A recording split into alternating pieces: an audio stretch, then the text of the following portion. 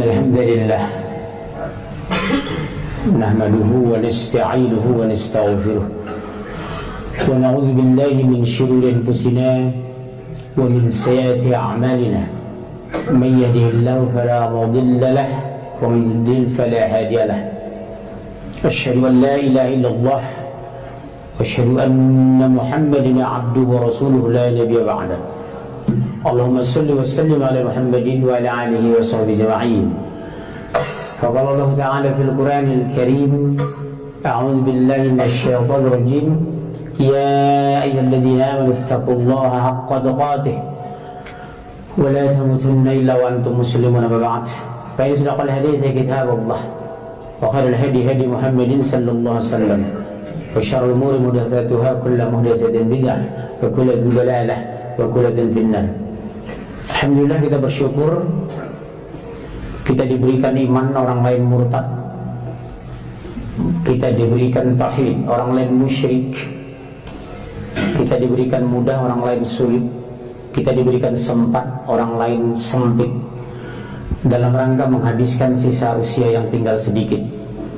Kematian pasti tapi dirahasiakan. Kapan kita meninggal, di mana kita meninggal, apa penyebab kita meninggal.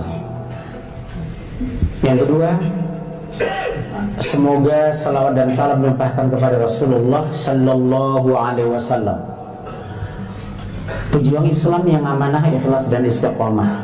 Mencari ustadz itu banyak, yang sedikit itu pejuang. Mencari ulama itu tidak susah, yang kita butuhkan ulama pejuang, ikhlas dan istiqomah. Ada orang ikhlas tapi tidak istiqomah, ada istiqomah tapi belum ikhlas. Persyaratan ibadah diterima hanya dua variabel. Satu, ikhlas, mukhlishina lahuddin. Yang kedua, ittiba' rasul. Islam itu simplicity, true simple. Kebenaran adalah sederhana. Kalau sudah bertele-tele itu bukan dari Islam, itu dari manusia. Saudaraku, seperti MC tadi, saya mengingatkan sekali lagi, kalau masih merasa Islam dan umat Muhammad, mulai Jumat depan, datanglah sebelum khotib naik mimbar, salat sunnah tahiyatul masjid. Kalau MC mengatakan tadi sampai hari target kita, saya lihat hanya 30% yang duduk sebelum khotib naik mimbar. Alangkah hinanya kita di padang mahsyar, panggilan azan kita abaikan, panggilan atasan kita segera datang. Takutnya jatuh ke musyrik. Lebih tinggi manusia dari Allah. Lihat pejabat negara kita, kalau dipanggil presiden sidang kabinet setengah jam sebelum presiden ada di sana, mereka sudah ada. Tapi Jumatan mereka belakangan datang. Kenapa negerinya tidak berkah? Itu sebenarnya penyebabnya. Agama belum dijadikan prioritas pertama dalam kehidupan kita. Konsekuensi logisnya, ketika saya khutbah sudah mulai, otomatis tahiyatul masjid. Tidak sempurna mendengar khutbah Jumat. Padahal Jumat ini, khutbah ini bagian dari sholat Jumat. Punya konsekuensi logis setiap pelanggaran hukum. Regulasi Islam itu yang ditujukan oleh Rasul dan sahabat adalah sebelum khutib naik mimbar harus ada. Kalau MC mengatakan tadi belum ditemukan, saya sudah temukan di Mabes TNI. 15 menit sebelum saya masuk, para jenderal sudah penuh sampai ke belakang itu, di masjid-masjid TNI. Kedua, di luar negeri. Kalau saya mengisi kajian luar negeri, setengah jam sebelum saya masuk, hall itu sudah penuh 2.000 sampai 2.500 orang. Padahal di Tokyo itu kota tersibuk di Asia. Hong Kong itu kota tersibuk nomor 2 di Asia. Saya mengisi di sana sampai 3.000-4.000 orang. Kenapa kesadaran kita terlambat? Karena kita belum mengenal Allah. Yang kedua, tidak mencintai Allah. Bagaimana kita patuh kepada sesuatu yang kita tidak cintai? Berarti tugas kita hari ini mahabbah ilahiyah. Bagaimana kita mencintai Allah agar mematuhinya? Dengan cinta orang patuh, dengan cinta orang dekat, dengan cinta orang akrab, dengan cinta orang siap dan rela. Bagaimana kita mau patuh Jumatan kalau kita belum mengenal Allah? Sekadar membatalkan Jumat, bukan mengikuti dengan ridho. Padahal bertanggung jawab di padang mahsyar, satu detik pun hidup kita tidak lepas dari pantauan Allah lewat malaikatnya. Subhanallah. Mulai hari ini istighfarlah kita sahabatku, bahwa hidup akan diminta pertanggungjawaban. Semua kepemilikan hari ini akan dipisahkan dengan kita. Tema kita hari ini sederhana, tapi insya Allah implementatif. Apa itu? Kenapa Islam dihujat? Atau kenapa Islam difitnah? Karena saya keliling dari Aceh sampai Rinjaya, saya diundang ke Swiss, Inggris sampai Australia. Saya amati dalam dekade 10 tahun terakhir, umat Islam jadi bulan-bulanan orang kaum Yahudi dan Nasoro. Umat Islam benar dikatakan salah, salah dikatakan teroris. Tapi informasi tentang ini Al-Quran sempurna. Tugas kita hari ini ketika kita difitnah, bukan balik memfitnah agama lain, menjelekkan agama lain. Tugas kita satu, menjelaskan kebenaran secara utuh dan kafah, transparan tapi universal. Selalu saya dialogkan dengan kawan-kawan orang agama lain, dari Protestan, Katolik, Hindu, Buddha di luar sana. Selalu menjelaskan Islam secara literal dan tekstual. Karena saya sudah bicara tidak bisa bela diri secara aplikasi. Yang bisa saya jelaskan, yang bisa saya pertahankan sekarang, tinggal tekstual dan literal. Apa contohnya? Kenapa mereka memfitnah Islam? Karena mau tak mau kita nggak bisa menolak kenyataan hari ini. Bom meledak yang meledakkan orang Islam. Kenyataan hari ini, kejahatan di Indonesia, geng motor pelakunya orang Islam. Kenyataan hari ini, pelaku narkoba sekian persen orang Muslim. Apa boleh buat? Kita nggak usah bela diri, hanya menjelaskan Islam secara tekstual. Yang kedua, kita jelaskan bahwa jangan hubungkan kebenaran dengan penganutnya. Sebab kalau penganut adalah standar kebenaran, tidak ada manusia yang mau beragama hari ini. Di Amerika yang masuk penjara itu orang Kristen Protestan. Di Italia yang mafia judi itu orang Katolik.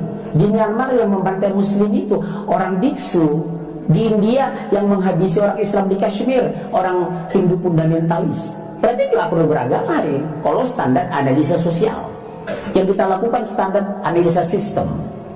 Apa yang saya sampaikan kepada mereka? Satu-satunya agama di muka bumi ini yang bisa dipertanggungjawabkan secara ilmiah hanya Islam, secara literal dan tekstual.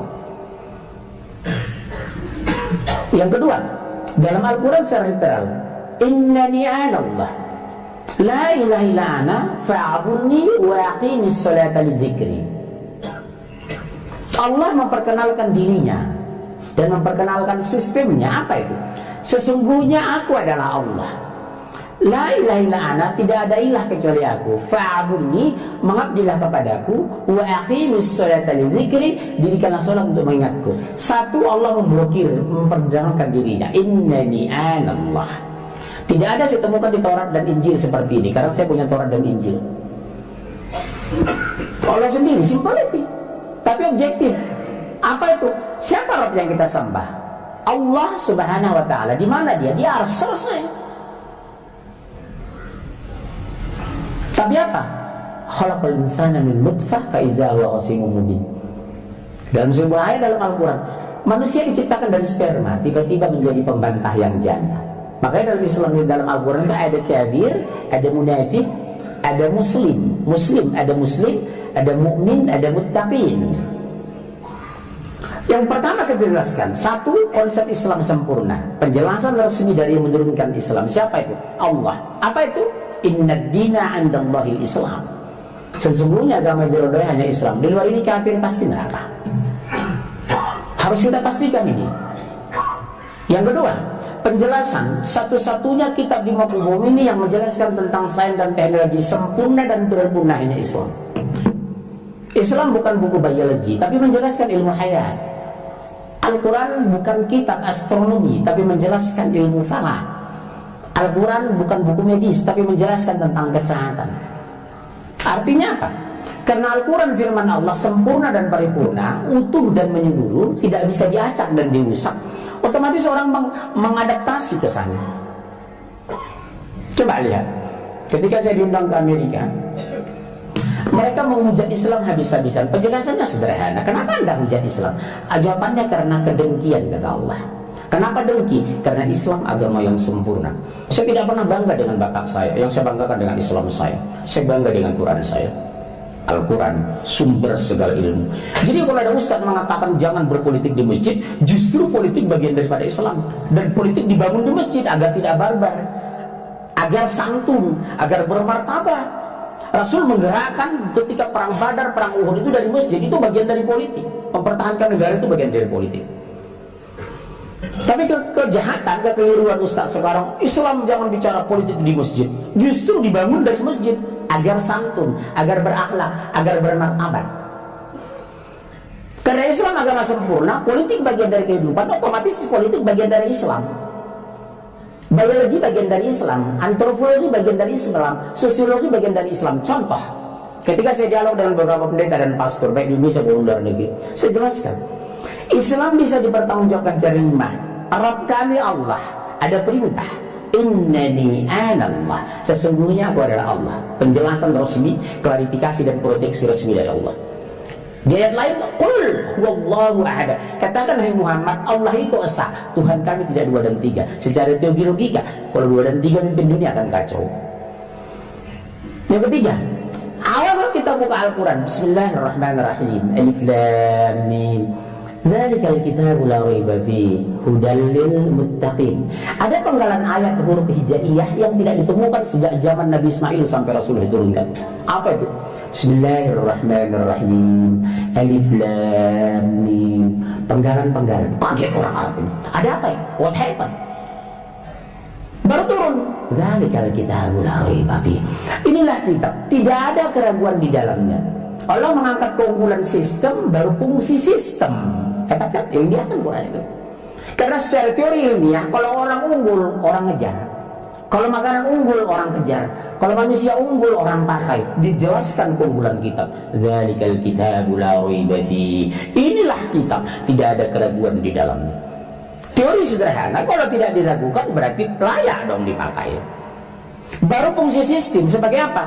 Hudal lil muttaqin, petunjuk bagi orang bertakwa. Kenapa layak jadi petunjuk? Karena tidak diragukan. Kenapa pantas diikuti? Karena firman Allah. Kenapa tidak keraguan? Karena diturunkan Allah yang maha tahu, bukan sok tahu. Allah yang maha kuasa, bukan sok kuasa. Allah yang maha kaya, bukan sok kaya. Enak.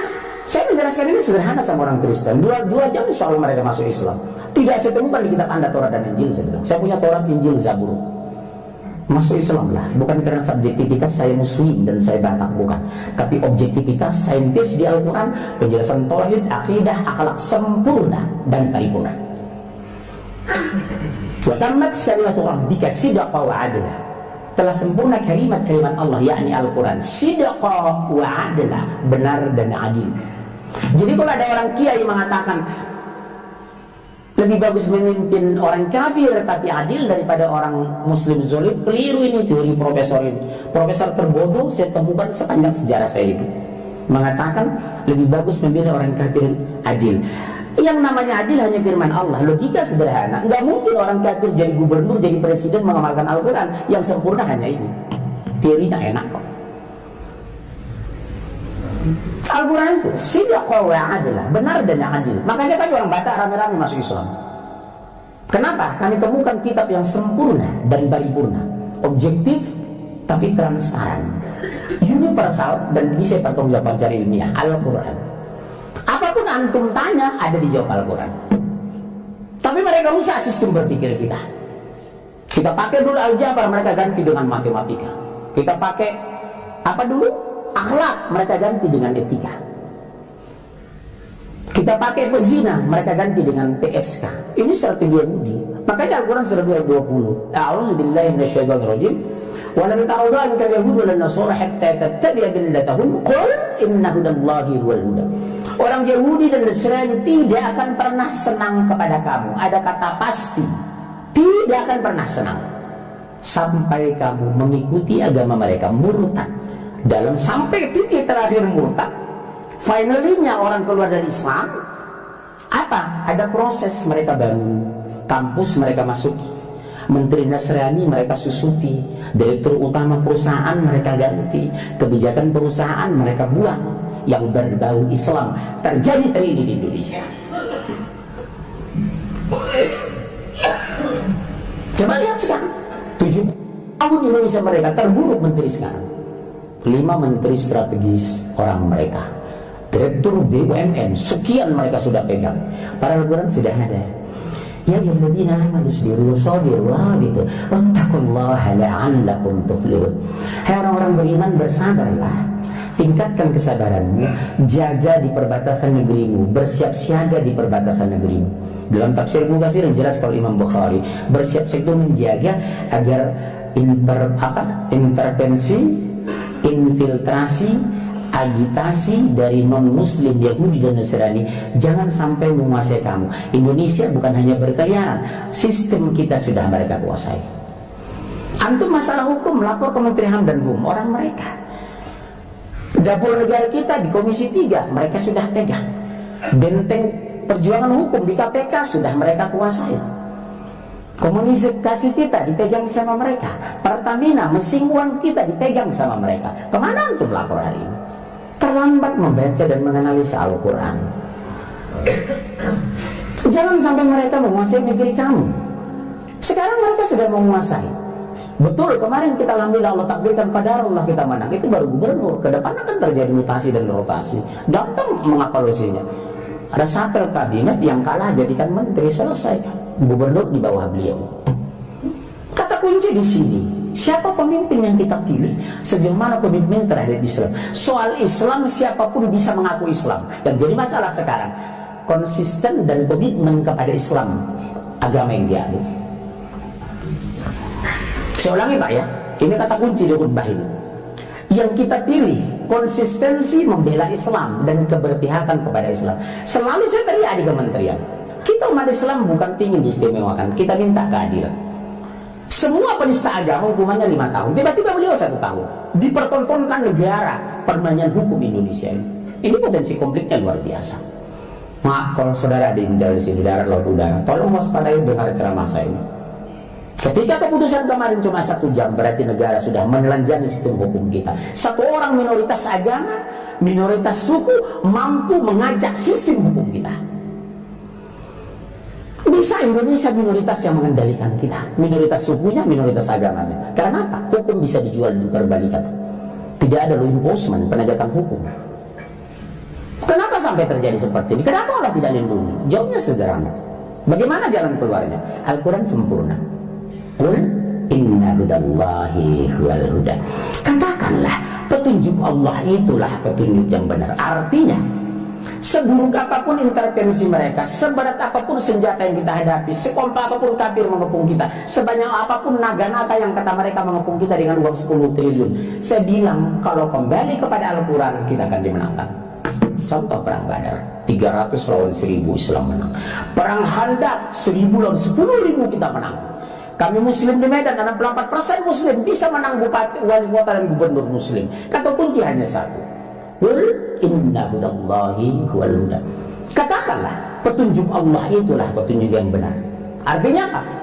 Kalau komitmen kita kepada Al-Quran, fala khaufun 'alaihim wa la hum yahzanun. Tidak ada kekhawatiran bagi mereka dan mereka tidak bersedih hati. Kenapa tidak khawatir? Karena diturunkan ketenangan jiwa. Kenapa kita takut mati? Kita dilindungi oleh Allah. Persoalan hari ini, kenapa kita tidak sepakat kembali? Wa'tasimu bihablillahi jami'a wa la tafarraqu. Berpegang teguh kepada tali Allah dan jangan bercerai-berai. Apa itu Al-Quran? Persoalan hari ini, ada sebenarnya Turki, role model yang kita contoh. 90 tahun istri presiden tidak berhijab.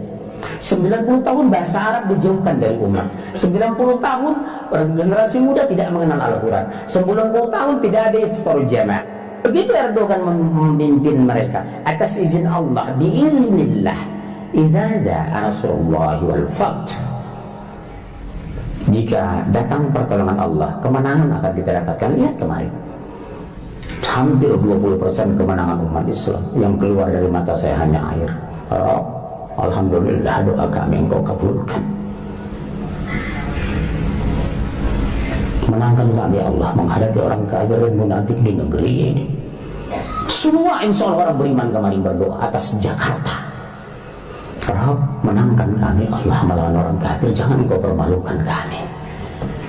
Subhanallah, jam 5 sore saya lihat televisi 59%. Allahu Akbar, walillahilhamd. Ternyata uang 10 triliun belum cukup untuk mengendalikan otak orang Islam. Otak kita ketika diberikan petunjuk terdiam, semua dia. Hidayah tidak bisa ditembus oleh otak. Pertolongan tidak dibayar dengan uang. Kemenangan bukan datang sendiri. Tapi sampai kemarin Rabu itu betapa ulama luar biasa, umat bersatu, pengorbanan luar biasa. Kami dicurigai, saya diawasi sampai detik kemarin. Saya masih diawasi mereka. Doa saya hanya satu, ya Allah, lindungi hamba bela agama. Kami Allah porak-porandakan kekuatan mereka, ya Allah, sebagaimana Engkau memporak-porandakan kekuatan musuh ketika Rasulullah menghadapi perang Khandaq pada itu. Lubang sudah digali, Rasul sudah mengukur kekuatan loncatan kuda musuh maksimal sekian meter. Masya Allah, hampir menang umat Islam. Satu kuda orang kafir mampu melompat ke kem-kem umat Islam. Doa Rasulullah, ya Allah, turunkan angin utara, memporak-porandakan kekuatan musuh kan. Jika Engkau kalahkan kami, Allah, tidak ada lagi menyembahmu di muka bumi ini. Begitu ketika Ibrahim melemparkan ke api, ada dua ucapan yang membuat saya menangis. Ya Allah, Engkau sendirian Esa di langit, aku sendirian menyembahmu di bumi. Hasbunallahu wa ni'mal wakil, ni'mal maula wa ni'man nasir. Ternyata kekuatan doa kita yang bersatu, Allah takdirkan kita menang kemarin. Tapi kemenangan tidak hanya sampai di sini. Kita tidak boleh euforia, kita tidak boleh pesta pora. Kita harus bersatu. Di depan tantangan mereka semakin pompa uang, semakin banyak, visi mereka semakin jelas, target ada. Gubernur hanya target antara, target akhir, hancurkan Islam di Indonesia. Saya menemukan data, Pak, saya sudah masuk gereja. Target mereka 2025 minimal 30% gubernur harus Nasrani, 13 atau 14 orang. Target kedua, minimal 3.000 kakak umat Islam per provinsi harus murtad. Dana mereka siapkan puluhan triliun dan sudah ditransfer ke Indonesia. Saudaraku sekalian, berjuanglah mumpung kita hidup, bersatulah mumpung kita bisa. Kita bersatu, kita kompak, insya Allah kita menang. Kita bersatu, kita kompak, kita kuat, insya Allah kita menang. Fastabiqul khairat. Aku lupa astaghfirullah, innahu huwal ghafurur rahim.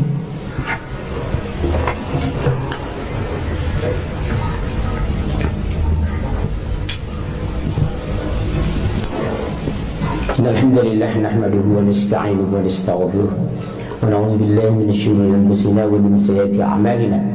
Man yahdihillahu fala mudilla lahu wa man yudlil fala hadiya lahu. Asyhadu an la ilaha illallah wa asyhadu anna Muhammadan abduhu wa rasuluhu la nabiyya ba'd. Saudaraku sekalian, kesimpulan khutbah Jumat yang singkat ini satu. Kemenangan didatangkan, syaratnya satu, berjuang tapi ikhlas. Melihat perang Uhud, begitu ada pasukan pemanah dari puncak Uhud mengambil ghanimah harta rampasan perang, turun dari atas melanggar perintah Rasul, Allah takdirkan kalah, padahal perang langsung dipimpin oleh Rasulullah. Yang kedua, diberikan ketenangan jiwa kepada kita, kemenangan kepada kita, hanya satu kata, kembali kepada Al-Quran. Wa'tasimu bihablillahi jami'a wa la tafarraqu. Berpegang teguh kamu kepada tali Allah yang dibentangkan dari langit. Kenapa kita kalah? Yang satu ikut dunia, yang satu cari akhirat, yang satu ikut kiai, yang satu ikut Quran. Kata kunci hari ini, guru tidak jaminan benar. Saya bisa salah, ulama bisa keliru, kiai bisa menyimpang. Yang pasti benar Al-Quran. Ketika orang fanatik kepada guru, kepada kiai, kepada ustaz, kepada ulama, awal dari kehancuran Islam di Indonesia. Mutlak hanya pun atiiullah wa atiiur rasul la'allakum turhamun. Taatilah Allah dan Rasul supaya kamu berrahmat. Kunci kedua, kita jangan pernah gembira puas kita beriman. Ada kewajiban kita, anak, istri, ponakan, saudara kandung, garap mereka. Karena keluarga masyarakat terkecil dalam sebuah negara. Kalau semua keluarga sudah menggarap menjadi orang beriman, akan terbentuk RT yang beriman. RT yang beriman akan menjadi RW yang beriman. Lihat Turki, seorang yang cerdas, Dr. Erdogan, bisa menyusup aktivis partai sekuler. Logika sederhana, karena saya dari ilmu politik. Logika sederhana, kenapa dia masuk dari partai sekuler? Kalau dia dari partai Islam pasti dicurigai oleh intelijen. Kalau dari partai sekuler, dia akan dibiarkan bermain di dalam. Begitu jadi presiden, kadernya sudah bangkit dari kampus, dari kaum intelektual dan educated. bangkit mereka sekarang, kita bisa bermain seperti itu. Atau kunci hanya satu, kembali ke Quran. Innallaha malaikatahu yusalluna 'alan nabi ya ayyuhalladzina amanu sallu 'alaihi wa sallimu taslima. Allahumma shalli 'ala Muhammad wa 'ala Muhammad kama shallaita 'ala Ibrahim wa 'ala Ibrahim wa barik 'ala Muhammad wa 'ala Muhammad kama barakta 'ala Ibrahim wa 'ala Ibrahim fil 'alamin innaka Hamidum Majid.